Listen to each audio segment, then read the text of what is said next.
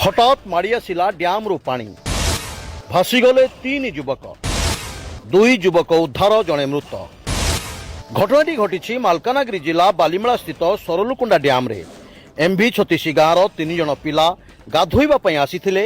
एही समय ड्याम पानी बंद थिबारु सेमाने बालीमेला जलभंडार मुख्य फाटक नदी रे सेमाने गाधोउथिबा समय ड्याम साइरन बाजिथिला आ हठात पानी माड़ी आसीथिला।